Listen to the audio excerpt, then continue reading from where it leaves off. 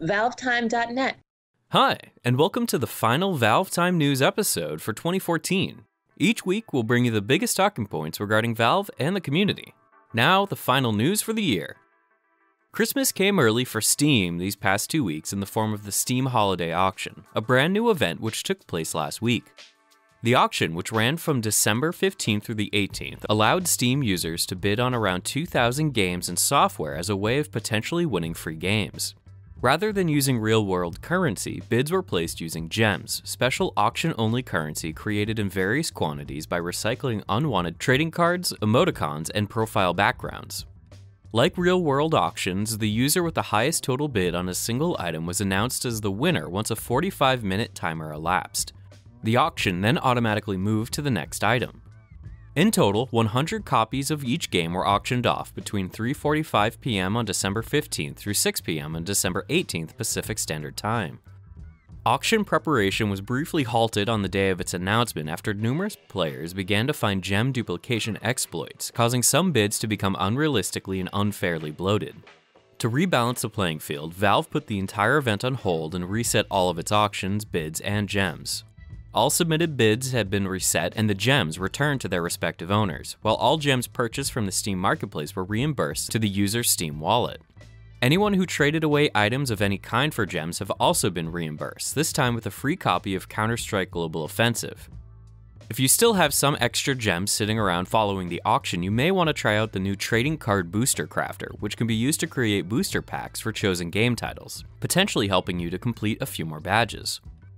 While the auction may be long over at this point, you can still check out the Naughty List comic if you're looking for a brief explanation regarding the existence of both the auction and this year's sale.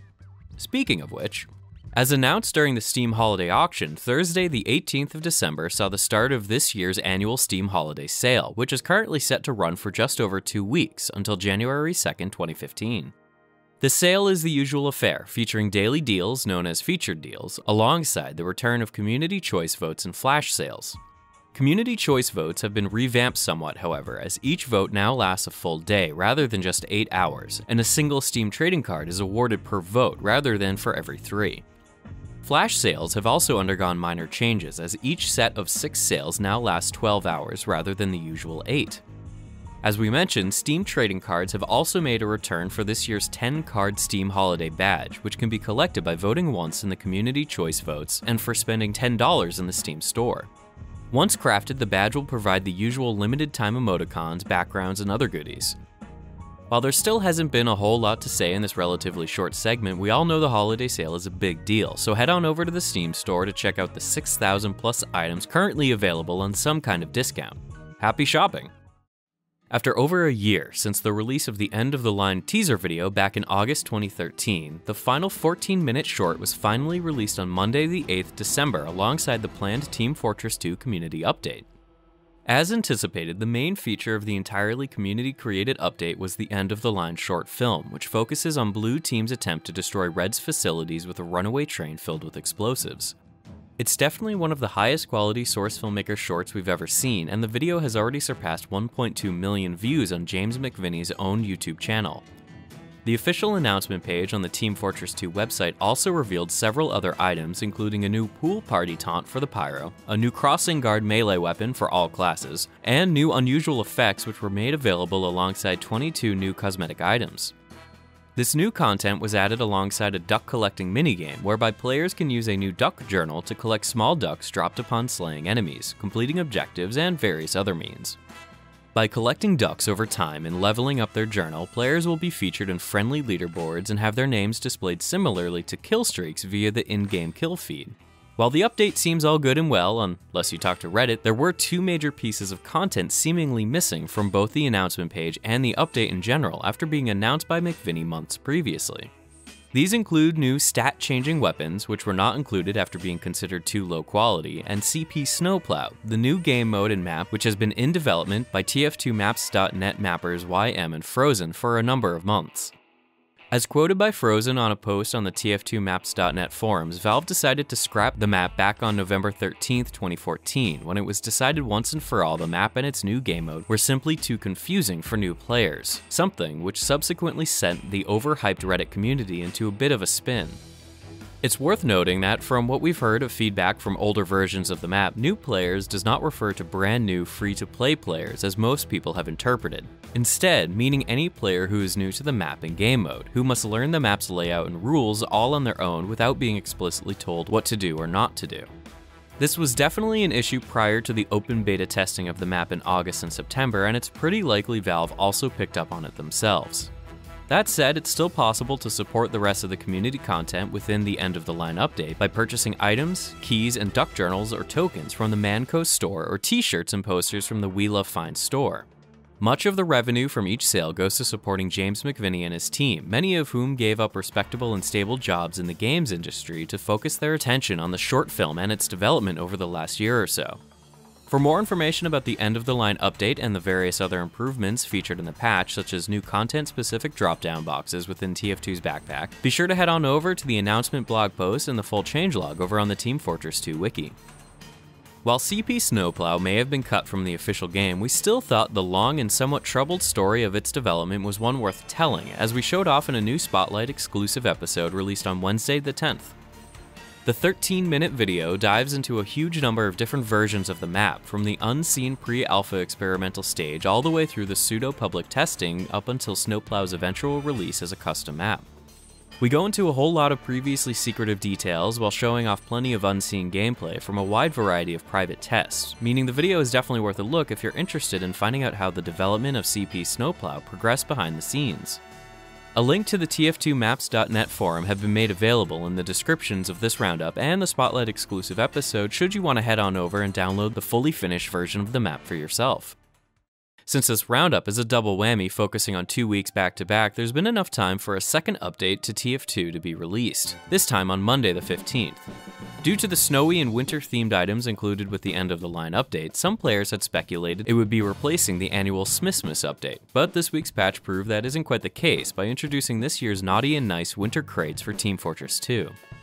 Currently, neither crate can be opened, and the items set to be included in them have yet to be revealed. With Christmas less than a week away, it's possible a Smissmas update and its content will be released very early next week before the folks at Valve clock off for the holidays. For now, you can head back on over to RD Asteroid, which recently recaptured our attention with its first interior visual detailing. This means the lobby area for Red Base is now fully detailed, while both tunnels have also received big improvements. It's not exactly a surprising level of detail given Asteroid's impressive visuals up to this point, but that's hardly a bad thing. Trains became something of a running theme later that week when they returned for Counter-Strike Global Offensive's Reintroducing Train update released on Wednesday the 10th. As shown by a time-lapse video, Valve have recently been working to overhaul both the visual design and layout of Train, one of the classic Counter-Strike defusal maps. The map's Counter-Strike Global Offensive iteration, originally released alongside the game back at launch in August 2012, has always looked as if it belonged in Counter-Strike's source, with limited visual or layout improvements over its predecessor released back in 2005. In order to rectify this issue and hopefully help Train re-enter the professional map rotation, the entire map has been rebuilt from the ground up, and now appears as an old Soviet facility with various new flanking routes, tunnels, and cover spread throughout the map. As shown by detailed explanations on the Reintroducing Train announcement page, this includes widened tunnels, adding a new entrance to the terrorists at Bombsite A, making it harder to camp under or around train carriages, and enhancing both the graphical fidelity and the color saturation of key objectives, hopefully making them easier to locate and identify. Overall, the new, improved version of Train is looking great, and it's definitely a welcome addition to CSGO. As of right now, the map's smaller, more casual version Short Train has yet to be updated to the new visual style and layout, and there's no real indication of if or when it may receive similar treatment. As a major patch of sorts, the update didn't only focus on rebuilding Train, as several other balance tweaks were introduced, such as rather extensive nerfs to the ammo capacity, damage, kill reward, and fire and draw rates of the CZ750 Auto, and a reduced price for the Desert Eagle. Alongside numerous other bug fixes, the game's holiday mode was reactivated, introducing festive freeze cams, a snowy background for the main menu, and the return of purchasable gifts.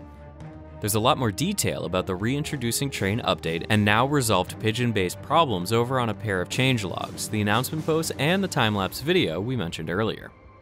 A week later, we decided to take a look at the history of DE Train by creating a short video focusing on the 4 different versions which have existed across Counter-Strike, Counter-Strike Source, and Counter-Strike Global Offensive. We thought it would be interesting to just focus on the journey train has taken from a blocky, not particularly nice looking brown box into the Soviet facility it is today, but apparently a number of you didn't really like such quick cutting.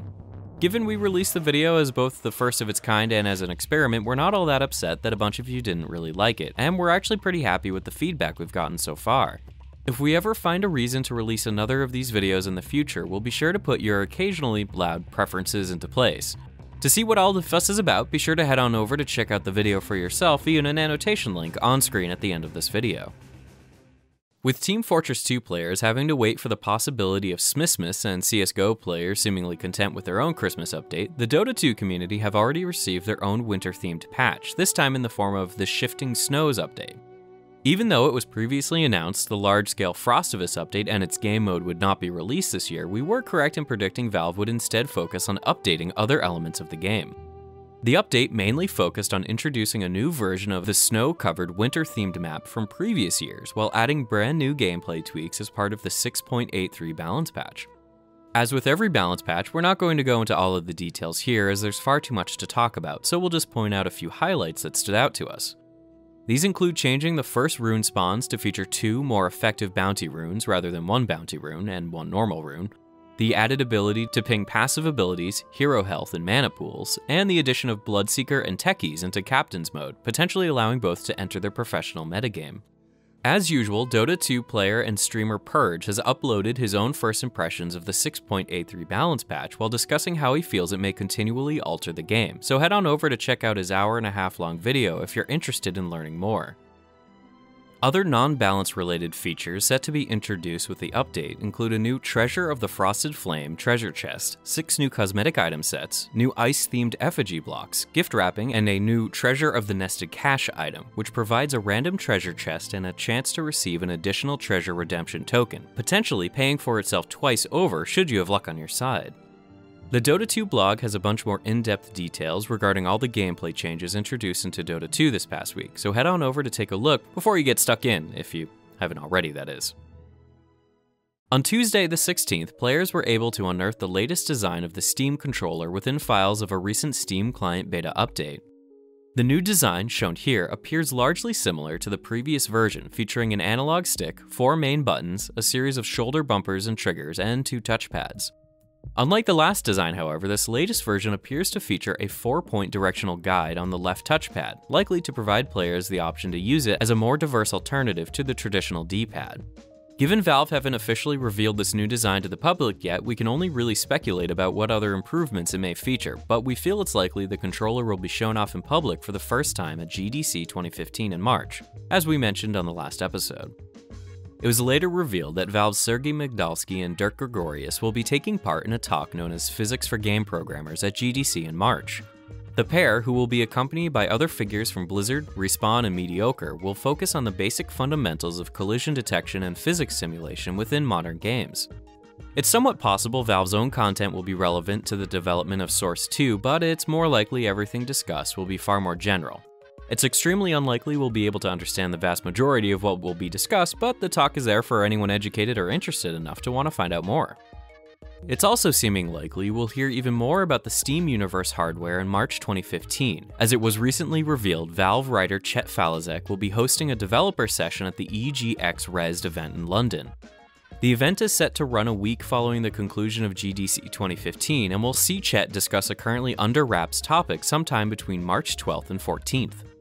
While Chet's previous involvement with series such as Half-Life, Portal, and Left 4 Dead is enough to let the community's imagination run away with it, it's more likely Chet will discuss the iterative development of hardware such as the Steam controller, machines, or VR, and especially how Valve's flat management structure has allowed him to attend numerous hardware events over the past year or so. EGX are promising we'll hear more about Chet's talk in January 2015, so we'll be sure to let you know when we hear more about both Rezzed and GDC in 2015. While we might have delayed our Half-Life 2 themed content 2 weeks back in order to focus on the timely release of our end-of-the-line Spotlight exclusive episode we mentioned earlier, we still managed to get both parts out back-to-back on Thursday the 11th and Friday the 12th. Yes, there's 2 parts, something even we didn't know back when we were teasing it all those weeks ago. As many of you guessed over the past few weeks, these latest episodes of ValveTime Database focus on the Borealis, the infamous lost ship first introduced in Half-Life 2 Episode 2 and later featured in Portal 2. The first video, known as the Past, Present, and Future, focuses on the canonical version of the ship and how it currently exists within the Half-Life and Portal universe. Part 2, which we released a day later, is named The Untold History and focuses almost entirely on the cut versions of the ship originally planned to appear during Half-Life 2 as shown by the stolen files from 2003. Both videos together last around 27 minutes or so there's definitely plenty of time to divulge and explore all the different facts and theories regarding the Borealis. We're sure it'll be quite the marathon if you need something extra to watch over the Christmas break, so be sure to grab a nice drink and some popcorn before heading on over to both videos via annotation links on screen at the end of this episode in just a few moments. This might not be the biggest piece of news around, but we thought it would be fun to show off this new HEV suit-themed hoodie recently released onto the ThinkGeek store. The $70 hoodie will likely be perfect for anyone looking to not so subtly show off their love for the Half-Life series while also dressing up like everyone's favorite mute alien-killing crowbar-wielding scientist. As usual, there's a link to the ThinkGeek product listing available in the video description if you're interested. And that brings us to the end of another year of Valve news. It's been yet another busy year for us here at ValveTime, and we're extremely grateful for everyone who has come to check out our content over the last 365 days or so. This will mark our last roundup for 2014, but don't worry, the show will return sometime in early January for a whole new year of Valve news, and 2015 is already looking like a big one. We're still planning to release a series of videos throughout the holidays, so be sure to subscribe to our YouTube channel, to follow us on Facebook and Twitter, and to join the conversation over on the ValveTime.net forums to stay up to date with any and all of our upcoming content. Thanks for watching, and bye for now.